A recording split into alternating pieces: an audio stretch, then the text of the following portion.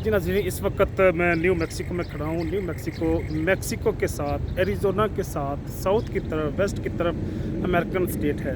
इसमें 70% से ज़्यादा लोग स्पेनिश बोलते हैं और इनकी जो इनकी तहज़ीब पे, इनके रहन-सहन पे, इनके फूड के पैटर्न पे वो स्पेनिश का गलबा है और स्पेनिश तहज़ीब या स्पेनिश कल्चर की एक डोमिनेंसी हमें नज़र आती है और महसूस होती है। जो मैं बात करना चाह रहा हूँ, मेरे पीछे एक बिल्डिंग है। इस तरह की कई ऐसी बिल्डिंग आपको इस स्पेन में नज़र आ जाएंगी।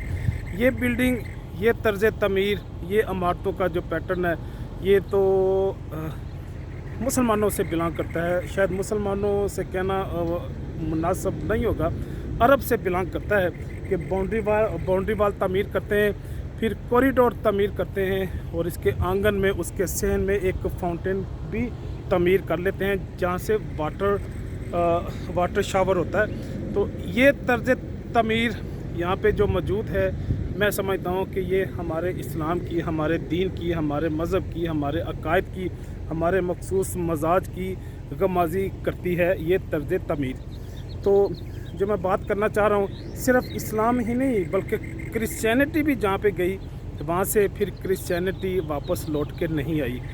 हम यूरोपियन देखते हैं, यूरोपियन नेशन, अल्लाह ने इन्हें क्रिश्चियनिटी से अल्लाह की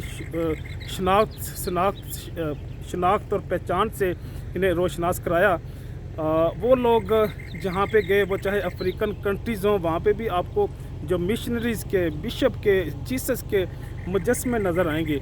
इसी तरह इस्लाम भी जहाँ पे गया, इस्लाम वहाँ से लौट के फिर वापस नहीं आया, उन लोगों की ज़िंदगियों का हिस्सा बन गए। मेरे नबी ने फरमाया था कि आप ईरान को भी फ़तह करेंगे, आप रोम को भी फ़तह करेंगे।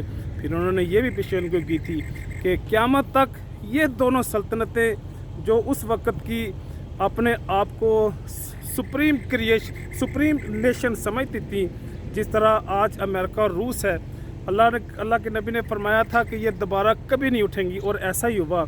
और ईरान तो ऐसा इस्लाम के अंदर फिर डूब गए कि वही ईरानी जो इस्लाम के दुश्मन थे वो इस्लाम के रखवाले बन गए और आज भी वो कई एतबार से इस्लाम के मफाद के लिए काम करते पूरी दुनिया में नज़र आते हैं।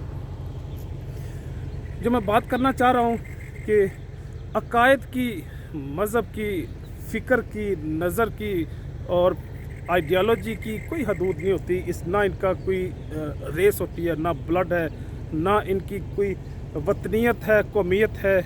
ये किसी भी कौम, किसी भी नस्ल और किसी भी ख़ानदान में समोते हुए उस कौम को जो अरूज दे सकती है, उस बुलंदियों और रिफ़तों तक लेके जा सकती है। तो ठीक है, स्पेन में मुमकिन है एक सतह पे इस्लाम का नुकसान हुआ हो, मुसलमानों का नुकसान हुआ हो, लेकिन इस्लाम आज भी गरनाता में, करतबा में, उंदलस में मौजूद है।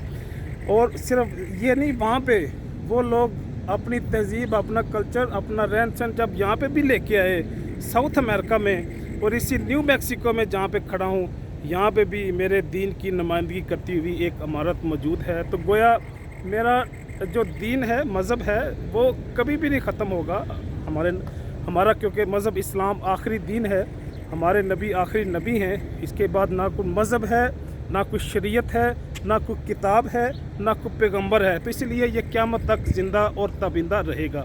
इसकी अलामत मैं यहाँ पे न्यू मैक्सिको में, अमेरिका में खड़े होते भी देख सकता हूँ और उसको महसूस भी कर सकता हूँ। इजाज़त चाहूँगा। अल्लाह हाफिज़।